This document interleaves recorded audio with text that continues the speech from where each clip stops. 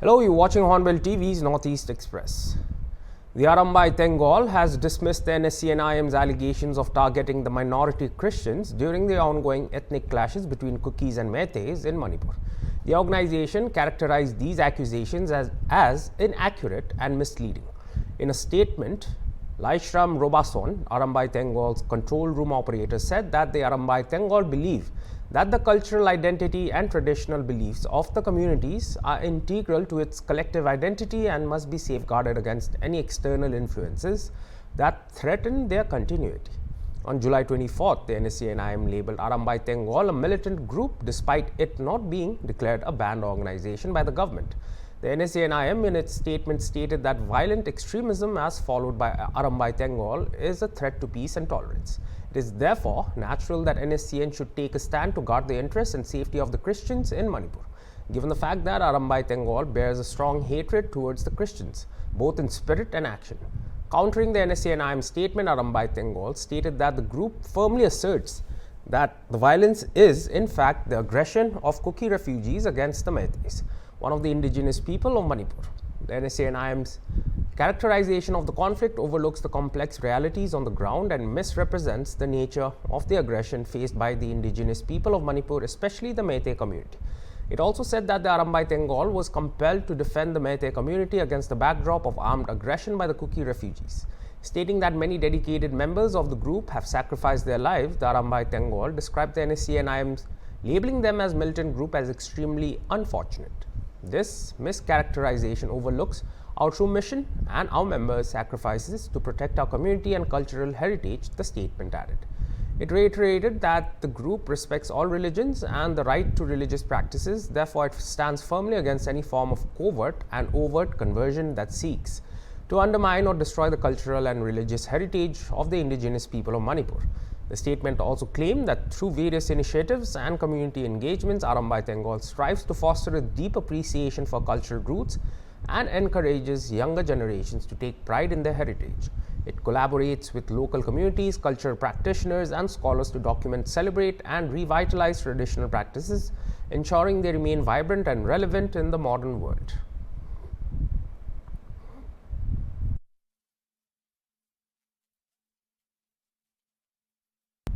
Minister of PHED and Cooperation Jacob Jimomi on Friday called on Union Minister of Road Transport and Highways Nitin Gadkari at Delhi. The two ministers discussed at length for better connectivity in the state of Nagaland in general and Newland district in particular. Minister Jimomi further appealed to the Union Minister to keep Nagaland in the top priority in alignment with Prime Minister Modi's vision of Act East policy.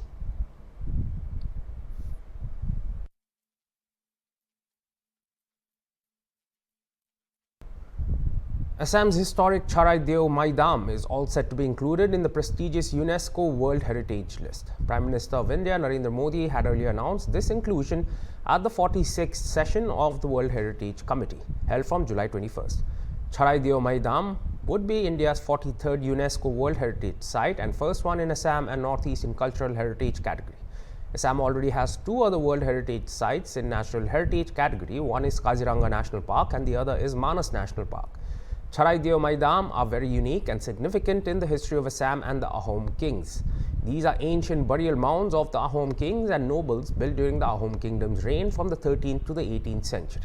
The Maidams resemble large hillocks covered with grass and are revered as sacred sites by the Ahom community.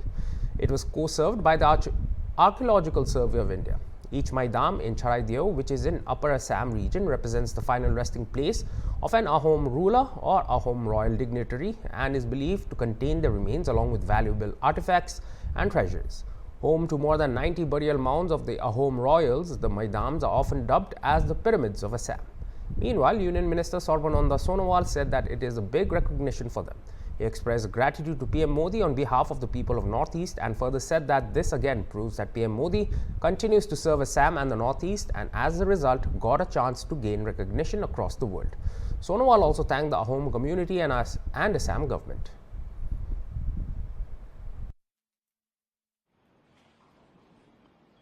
हमारी आसाम की जो ऐतिहासिक एक क्षेत्र है सरायदेव मैदान हमारे 600 साल अहोम शासन काल में जो हम लोगों ने इतिहास रचना की है, आज इसी भूमि को यूनेस्को की एक कल्चरल प्रॉपर्टी के हिसाब से रिकॉग्निशन दी है। ये बहुत बड़ा स्वीकृति है, बहुत बड़ा हमारे लिए मान्यता है। तो मैं इसके लिए विशेष रूप से माननीय प्रधानमंत्री नरेंद्र मोदी जी को धन्यवाद देना चाहता हूं, असम की जनता की तरफ से, नॉर्थ ईस्ट की जनता की तरफ से। ये बात फिर से साबित हुई कि हमारे परम आदरणीय प्रधानमंत्री नरेंद्र मोदी जी हमेशा असम और नॉर्थ ईस्ट के लिए निष्ठापूर्वक सेवा करते आए हैं और उन्होंने जो ध्यान हमें दी है, इसके वजह से हमें आज विश्व भर में अपना पहचान बनाने में हमें मौका मिली है। आज ये जो सरायदेव जो मैदान आज जो यूनेस्को ने रिकॉग्नाइज किया है वर्ल्ड हेरिटेज साइट के हिसाब से, एक कल्चरल सेंटर के हिसाब से, मुझे लगता है कि इसके जरिए असम की जनता को विश्व भर में एक बड़े सम्मान, बड़े आदर आज हासिल हुई है। तो इसके लिए मैं मानता हूं कि हमारे असम की जनता भी निश्चित रूप से धन्यवाद के पात्र है। अहोम जो कम्युनिटी है, मैं उनको भी धन्यवाद देना चाहता हूं।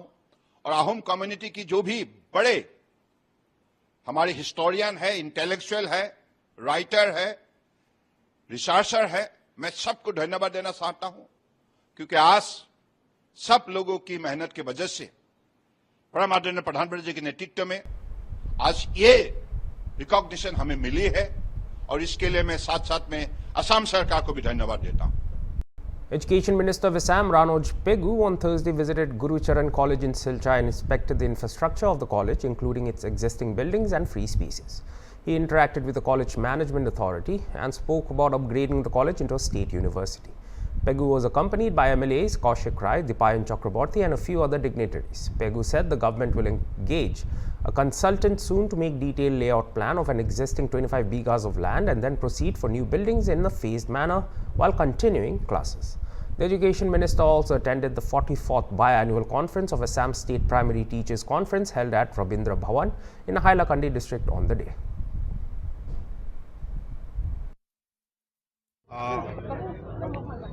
অসম ৰাজ্যিক প্ৰাথমিক শিক্ষক সন্মিলনৰ তেওঁলোকৰ মহাৰজত জয়ন্তী বৰ্ষৰ লগতে 44তম ৰাজ্যিক অধিৱেশনত মই আজি অংশগ্ৰহণ কৰোঁ আৰু তেওঁলোকক জনাওঁ ইতিমধ্যে আমি প্ৰধান শিক্ষকৰ পদ প্ৰাথমিক বিদ্যালয়ত আমি সৃষ্টি কৰাৰ কাৰণে আগবাঢ়িছোঁ, কিন্তু সকলো প্ৰাথমিক বিদ্যালয়ত প্ৰধান শিক্ষকৰ পদ সৃষ্টি নহয়। যিবিলাক প্ৰাথমিক বিদ্যালয়ত ছাত্ৰ ছাত্ৰীৰ সংখ্যা 100 বা ততোধিক আছে, সেই বিদ্যালয়বিলাকত প্ৰধান শিক্ষকৰ পদ সৃষ্টি হ'ব। ইয়াত প্ৰয়োজনীয় অনুমোদন আমি লাভ কৰিছোঁ। গতিকে 15 আগষ্টৰ ভিতৰত মই কামখিনি সম্পূৰ্ণ কৰাৰ, অৰ্থাৎ পদ সৃষ্টি কৰাৰ কামখিনি সম্পূৰ্ণ কৰাৰ চেষ্টা কৰিছোঁ। শিক্ষা বিভাগে এটা নটিফিকেশ্যন দি জনাইছিল যে প্ৰায় 68,000 এনেকুৱা ছাত্ৰ আছে যিজনে শিক্ষা হেতু ধৰা পৰিছে যে একদিনৰ স্কুলত অহা নাই। ফাইনেল এইটো কি হৈছে? মই এতিয়া যিহেতু 1 তাৰিখে স্কুল খুলিব, 1 তাৰিখে স্কুল খোলাৰ পাছত আমি সবিশেষ তথ্য আৰু লাভ কৰিম যে তাৰে ভিতৰত কিমানে আকৌ এটেণ্ডেঞ্চ দিব বা দিছে, নে এই স্কুলখিনি তেওঁলোক মানে সঁচাকৈ নাই। যদি নাই তেনেহ'লে তেওঁলোকৰ প্ৰফাইলখিনি ডিএক্টিভেট কৰা যাব। আৰু কি নতুন বস্তু শিক্ষা বিভাগে আনিবলৈ বিচাৰিছে যাতে শিক্ষক আৰু ছাত্ৰসকলৰ যি ৰেচনেলাইজেশ্যন আছে এইটো এতিয়াও ঠিক নহয় অসমত? চব আমি প্ৰথমটো হ'ল যে এটা বিদ্যালয় ৰেচনেলাইজেশ্যন, সেইটোৰ কাৰণে এটা শিক্ষা ক্ষেত্ৰ বুলি আঁচনি লৈ বিদ্যালয়ৰ এমালগেমেশ্যন মাৰ্জাৰৰ প্ৰক্ৰিয়া চলি আছে আৰু ইয়াত মই অসম ৰাজ্যিক প্ৰাথমিক শিক্ষক সন্মিলনীৰ সহযোগিতা বিচাৰিছোঁ। বিদ্যালয় ৰেচনেলাইজেশ্যনৰ পাছত প্ৰয়োজনীয় পদক্ষেপটো হ'ল যে শিক্ষকৰ ৰেচনেলাইজেশ্যন। বহু শিক্ষানুষ্ঠানত প্ৰয়োজনতকৈ অধিক শিক্ষক আছে, কিন্তু বহু বিদ্যালয়ত প্ৰয়োজনীয় শিক্ষক নাই। হাইলাকান্দি জিলাৰে বৰ্ডাৰ এৰিয়াৰ স্কুলবিলাকত ছাত্ৰ ছাত্ৰীৰ সংখ্যাও বহুত বেছি, কিন্তু প্ৰয়োজনীয় শিক্ষক শিক্ষয়িত্ৰী নাই। এইটো কেনেধৰণে দিব পৰা যায় তাৰ কাৰণে এটা ৰেচনেলাইজেশ্যনৰ OM হৈছে, আৰু সেইটো কাৰ্যকৰী কৰাৰ ক্ষেত্ৰতো মই শিক্ষক সন্মিলনীৰ সহায় সহযোগিতা বিচাৰিছোঁ। যিসকল শিক্ষক নিয়োজিত আছে তেখেতসকলকে দেখা যায় যে চৰকাৰী আন কামত নিয়োগ কৰা হয়। কি কামত নিয়োগ কৰা হয়? যেনে আধাৰ কাৰ্ড এটাচমেণ্টত দিয়া হয়। চাওক, যেতিয়া কোনো দুৰ্যোগ হয়, ৰাষ্ট্ৰীয় পৰ্যায়ৰ বানপানী হয়, ভূমিকম্প হয় বা ইলেকশ্যন যেতিয়া হয়, ইলেকশ্যনটো সদায় নহয়, ইলেকশ্যন 5 বছৰৰ মূৰত এবাৰ হয়। মেইনলি 3টা major election, panchayat election, MLA election, MP election. এইটোৰ বাহিৰে বেলেগ কি কামত লগোৱা? হা? যিবিলাক পাৰ্মানেণ্টলি এটেচমেণ্টত আছে, এতিয়া চব এটেচমেণ্ট উইথড্ৰ কৰা হ'ব। আপুনি কৈছিলে যে এটাচমেণ্ট বিদ্যালয়ৰ পৰা উঠাই দিয়া হ'ব, কিন্তু দেখা গৈছে যে হাইলাকান্দিত গণহাৰে এটাচমেণ্ট চলি আছে শিক্ষকসকলৰ। এতিয়া প্ৰত্যাহাৰ কৰা হ'ব, অলপ সময় লাগিব, আমি কাৰ্যকৰী কৰিম। 5,550টা আবেদন জনোৱা হৈছিল অনলাইনত প্ৰাথমিক শিক্ষা। এইটো আবেদনৰ প্ৰক্ৰিয়াটো সম্পূৰ্ণ হৈছে, এতিয়া তেওঁলোকৰ ডকুমেণ্ট ভেৰিফিকেশ্যন আৰম্ভ হ'ব। সোনকালে হৈ যাব। ধন্যবাদ জনাইছোঁ। The Guwahati High Court has directed the District and Police Administration of Assam's Kachar district to keep the bodies of 3 Amhar youths who were allegedly killed in a crossfire between police and militants last week while in custody in the morgue of Silchar Medical College and Hospital till orders on a petition filed by the families alleging extrajudicial killings by police are issued. The bench of Justice K.R. Surana and Justice S. Mitra stated that in view of the nature of the allegations made in the writ petition, the court is inclined to issue a notice to State Commissioner of Secretary of Home Department, Chief Secretary, DGP, Kachar District Deputy Commissioner and SP and OC of Lakhipur Police Station and ordered that the case will be heard next on Friday. The bench also asked the Senior Government Advocate of Assam to produce the post-mortem report if conducted on the next date fixed. The court also asked the Senior Government Advocate to obtain a report from the police and produce it in a sealed cover for the perusal of the court.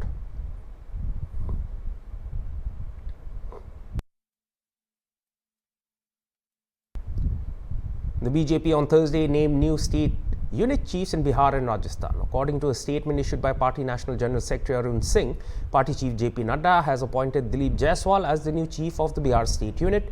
Jaiswal, a member of the State Legislative Council, replaces Samrat Chaudhary, now the Deputy Chief Minister. Rajya Sabha member Madan Rathore has been appointed the new party-in-chief in Rajasthan, replacing CP Joshi.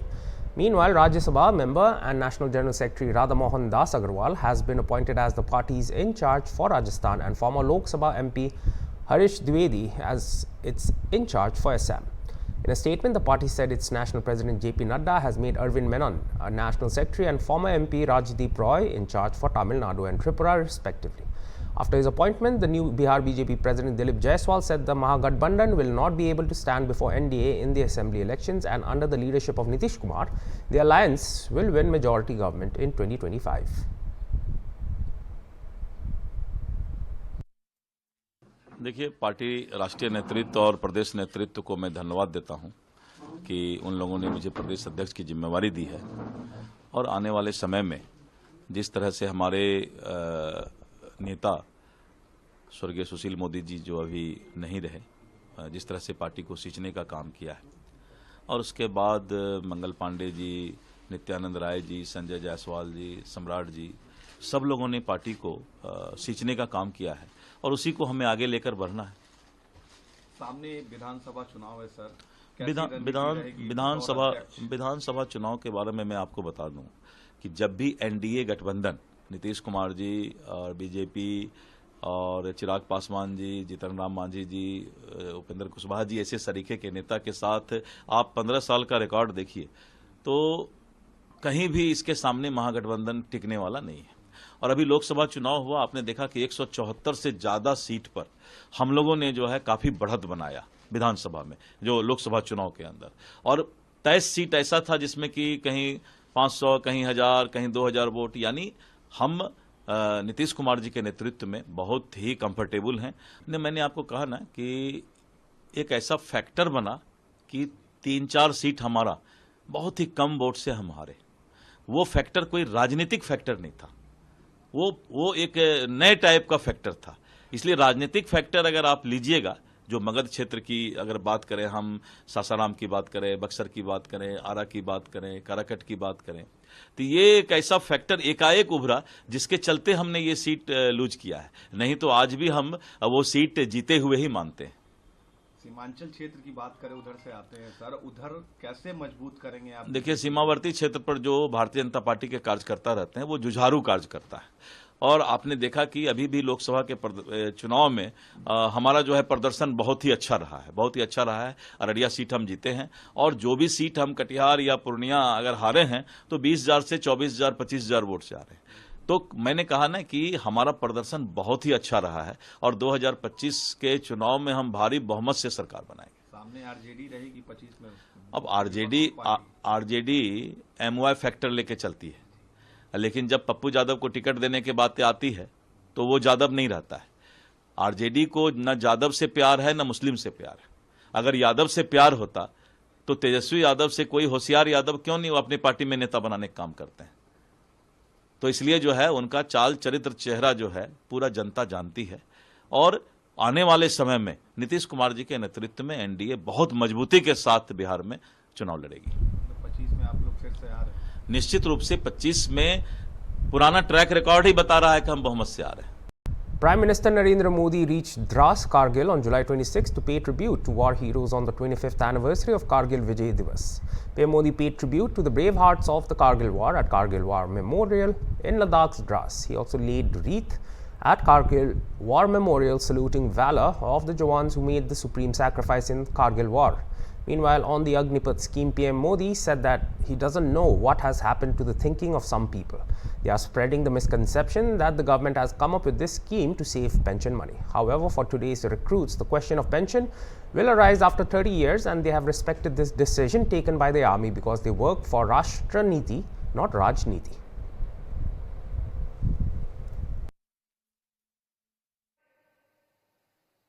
मैं तो हैरान हूं, कुछ लोगों की समझ को क्या हुआ है, उनकी सोच को क्या हो चुका है। ऐसा भ्रम फैला रहे हैं कि सरकार पेंशन के पैसे बचाने के लिए ये योजना लेकर आई है। मैं जरा ऐसे लोगों की सोच से शर्म आती है, लेकिन मैं ऐसे लोगों से पूछना चाहता हूं, जरा कोई मुझे बताए, आज मोदी के शासनकाल में जो भर्ती होगा, क्या आज ही उसको पेंशन देना है क्या? उसको पेंशन देने की नौबत 30 साल के बाद आएगी, और तब तो मोदी 105 साल का हुआ होगा, और तब न भी मोदी की सरकार होगी। क्या मोदी जब 105 साल का होगा, 30 साल के बाद जो पेंशन बचेगा, उसके लिए मोदी ऐसा राजनीतिक है जो आज गाली खाएगा? क्या तर्क दे रहे हैं? लेकिन साथियों, मेरे लिए दल नहीं, देश सर्वोपरि है।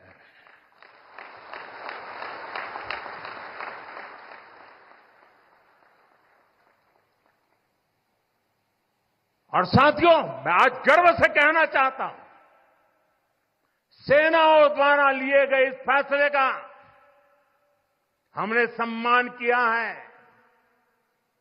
और जैसा मैंने पहले कहा,